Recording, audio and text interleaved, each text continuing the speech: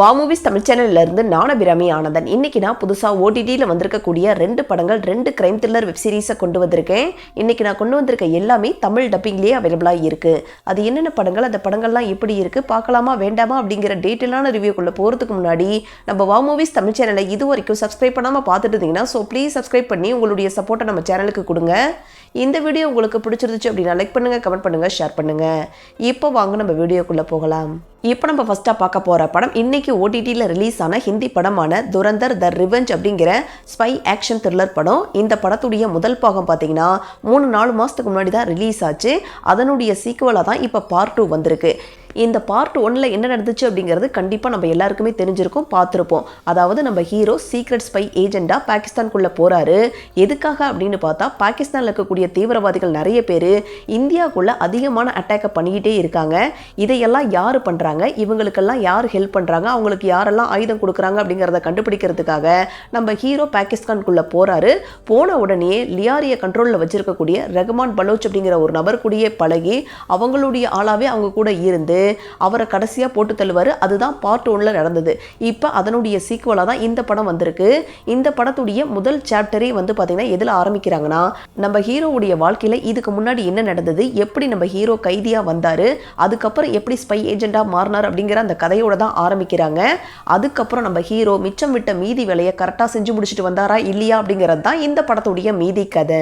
துரந்தர் முதல் பாகத்தை டைரக்ட் பண்ண ஆதித்ய தர் தான் இந்த படத்தையும் டைரக்ட் பண்ணியிருக்காரு. இந்த படத்தில் எனக்கு ரொம்ப பிடிச்ச முதல் விஷயம் என்ன அப்படின்னா, படத்துடைய டியூரேஷன் கிட்டத்தட்ட 3 மணி நேரம் 50 நிமிஷம். ஆனாலும் இந்த படம் எப்படா முடியும் அப்படிங்கிற அந்த ஒரு ஃபீலை கொடுக்கவே இல்லை. அந்த அளவுக்கு ஸ்க்ரீன் பிளேவை முடிஞ்ச அளவுக்கு நல்லா சுவாரஸ்யமாகவே கொண்டு போயிருக்காங்க. படத்தில் நிறைய காட்சிகள் நல்லா பரபரப்பாகவே இருந்துச்சு.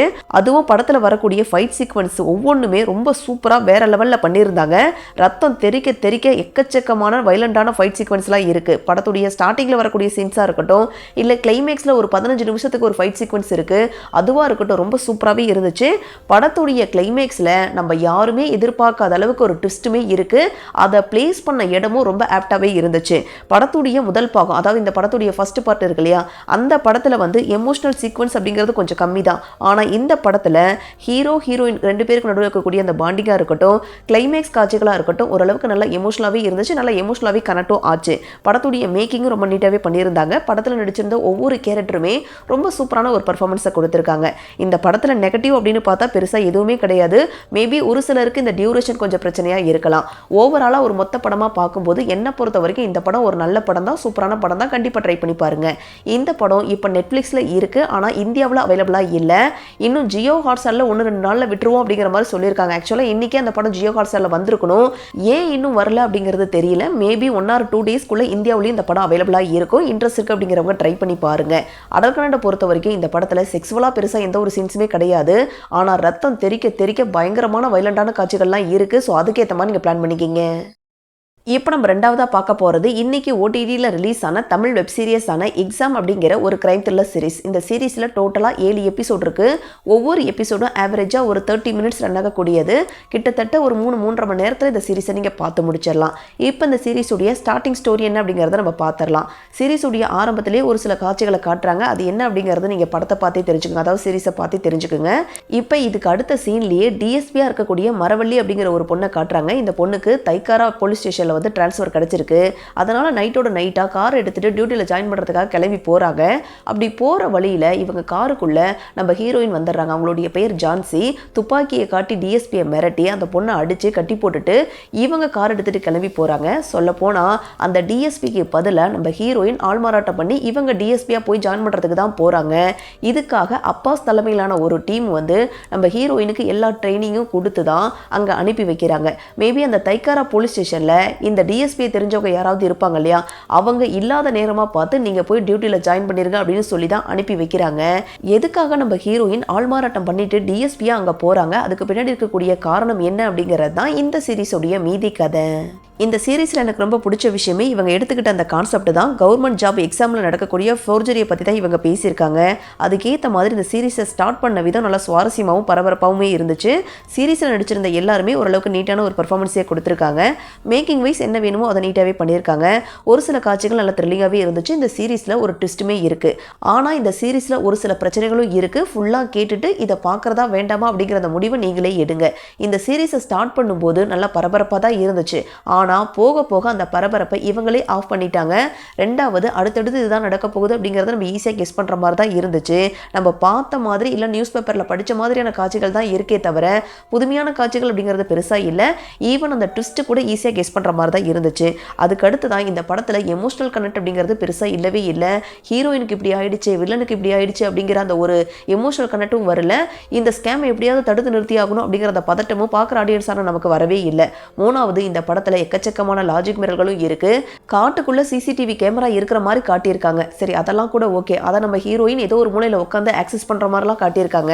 இதை கூட ஓகே அப்படின்னு வச்சுக்கலாம். சிசிடிவி ஃபுட்டேஜ் அப்படின்னாவே அங்கே நடக்கிறத நம்மளால் பார்க்க மட்டும் தான் முடியும். ஆனால் இந்த சீரீஸில் நம்ம ஹீரோயின் அந்த சிசிடிவி ஃபுட்டேஜில் வரக்கூடிய நபர்கள் என்ன பேசுகிறாங்க அப்படிங்கிறத உள்பட கேட்குறாங்க. அது எப்படி அப்படிங்கிறதே தெரியல. இந்த மாதிரி சில லாஜிக் மிரல்களும் இருக்குது. என்னை பொறுத்த வரைக்கும் இந்த சீரீஸ் பார்த்தீங்கன்னா ஒரு ஆவரேஜான ஒரு சீரீஸ் தான். டைம் பாஸுக்காக பார்க்குறதா இருந்தால் ட்ரை பண்ணி பாருங்கள். இந்த சீரீஸ் அமேசான் பிரைமில் அவைலபிளாக இருக்குது. அடல் கனல்லாம் எதுவுமே இல்லை. நீங்கள் தாராளமாக ஃபேமிலியோடையே பார்க்கலாம். இப்போ நம்ம மூணாவதாக பார்க்க போகிறது இப்போ ரீசெண்டாக ஓடிடியில் ரிலீஸ் ஆன ஹாலிவுட் வெப் சீரிஸான நெமெசிஸ் அப்படிங்கிற ஒரு கிரைம் த்ரில்லர் சீரிஸ். இந்த சீரிஸில் டோட்டலாக 8 எபிசோட் இருக்குது. ஒவ்வொரு எபிசோடும் ஆவரேஜாக ஒரு 55 மினிட்ஸ்லேருந்து 1 hour வரைக்கும் ரன் ஆகக்கூடியது. இப்போ இந்த சீரிஸுடைய ஸ்டார்டிங் ஸ்டோரி என்ன அப்படிங்கிறத நம்ம பார்த்துடலாம். சீரிஸுடைய ஆரம்பத்திலேயே கொள்ளை சம்பவங்களை எல்லாம் நிகழ்த்தக்கூடிய ஒரு குரூப்பான நம்ம ஹீரோவுடைய குரூப்பை காட்டுறாங்க. அதில் மொத்தமாக கிட்டத்தட்ட ஒரு 4-5 பேர் இருக்காங்க. ஹீரோ ஹீரோயின் 2 பேருமே சேர்ந்து ஸ்டார்டிங்லேயே ஒரு கொள்ளை சம்பவத்தை நடத்துகிறாங்க. ஸோ இந்த சம்பவத்தை யார் நடத்துனாங்க அப்படிங்கிறத போலீஸால் கண்டுபிடிக்கவே முடியல. இது ஒரு பக்கம் போயிட்டு இருக்கு. இன்னொரு பக்கம் இன்னொரு ஹீரோவை காட்டுறாங்க. அவர் ரொம்பவே நேர்மையான தைரியமான ஒரு போலீஸ் ஆஃபீஸர். அவருடைய அப்பா ஒரு காலத்தில் திருடனா இருந்திருப்பாரு. ஆனால் அதனாலேயே நம்ம ஹீரோ வந்து போலீஸ் ஆஃபீஸராக இருப்பாரு. ரொம்ப நேர்மையான ஒரு நபர் தான். இவருக்கு கல்யாணமாகி ஒய்ஃபும் ஒரு ஸ்கூல் படிக்கக்கூடிய வயசில் ஒரு பையனும் இருக்காங்க. எப்போ பாரு வேலை வேலை அப்படிங்கிறது இருக்கிறதுனாலேயே வீட்டில் இவருக்கு வந்து சில பிரச்சனைகளும் போயிட்டு இருக்கு. இப்படி இருக்கும்போது இந்த கொள்ளை சம்பவத்தை நிகழ்த்தின அந்த நபர்களை நானே கண்டுபிடிச்சு தீருவேன் அப்படின்னு சொல்லி நம்ம ஹீரோ களத்தில் இறங்க போக இதுக்கப்புறம் 2 ஹீரோக்களுக்கு நடுவில் நடந்த கேட் அண்ட் மவுஸ் கேம் தான் இந்த சீரிஸுடைய மீதி கதை. இந்த சீரிஸில் எனக்கு ரொம்ப பிடிச்ச விஷயமே மெயின் கேரக்டர்ஸில் நடிச்சிருந்த 2 ஹீரோக்களாக இருக்கட்டும் ஹீரோயினாக இருக்கட்டும் 2 பேருமே ரொம்ப சூப்பரான ஒரு பெர்ஃபார்மன்ஸை கொடுத்துருக்காங்க. சீரிஸுடைய ஸ்டார்டிங் எபிசோட்ஸ்லாம் நல்லா பரபரப்பாகவும் சுவாரஸ்யமாகவே கொண்டு போயிருந்தாங்க. கிளைமேக்ஸும் அதுக்கேற்ற மாதிரி நல்லா எமோஷனலாகவும் பரபரப்பாகவும் கொண்டு போய் முடிச்சிருந்தாங்க. என்ன ஒன்றுனா மிடில் இருக்கக்கூடிய ஒரு சில எபிசோட்ஸ்லாம் கொஞ்சம் போர் அடிக்கிற மாதிரி லேக் ஆகிற மாதிரி இருந்துச்சு. ரெண்டாவது பெருசாக ட்விஸ்ட் அண்ட் டர்ன்ஸே இந்த சீரிஸில் கிடையாது. ஒரு மாதிரி ஃப்ளாட்டான ஒரு ஸ்க்ரீன் பிளே தான் இருக்குது. இதுக்கு முன்னாடி இதே மாதிரியான கான்செப்டில் உள்ள நிறைய படங்களை நம்ம பார்த்துருப்போம். அதே மாதிரி தான் இந்த சீரிஸையும் கொண்டு போயிருக்காங்க. புதுமை அப்படிங்கிறது பெருசாக இல்லை.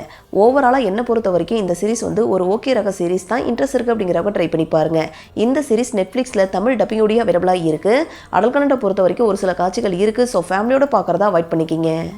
இப்போ நம்ம லாஸ்ட்டாக பார்க்க போகிறது அனிமேஷன் படமான கோட் அப்படிங்கிற ஒரு ஸ்போர்ட்ஸ் ட்ராமா படம். இந்த படத்துடைய ஸ்டார்டிங் ஸ்டோரி என்ன அப்படிங்கிறத நம்ம பார்த்துடலாம். ஒரு அனிமல் உலகத்தை காட்டுறாங்க. அங்கே இருக்கக்கூடிய எல்லா அனிமலுமே பார்த்தீங்கன்னா அதுவும் முக்கியமாக நல்ல உயரமான ஸ்ட்ராங்கான அனிமல்ஸ் மட்டும்தான் பேஸ்கெட் பால் விளையாண்டுருக்கு. நம்ம ஹீரோவுக்கு அதாவது ஒரு சாதாரண ஒரு ஆட்டுக்குட்டி தான். இதுக்கு வந்து மிகப்பெரிய அளவிலான அந்த கேமில் வந்து கலந்துக்கிட்டு ஜெயிக்கணும் அப்படிங்கிறது ஒரு ஆசை. இதுக்காக என்னதான் முயற்சி பண்ணாலும் இது கொஞ்சம் குள்ளையாக இருக்கிறதுனாலேயே இதை வந்து கேமுக்குள்ளே சேர்த்துக்க மாட்டேங்கிறாங்க. இப்படி இருக்கும்போது நம்ம ஹீரோவால் இந்த கேமை விளையாண்டு ஜெயிக்க முடிஞ்சுதா இல்லையா அப்படிங்கிறது தான் இந்த படத்துடைய மீதி கதை.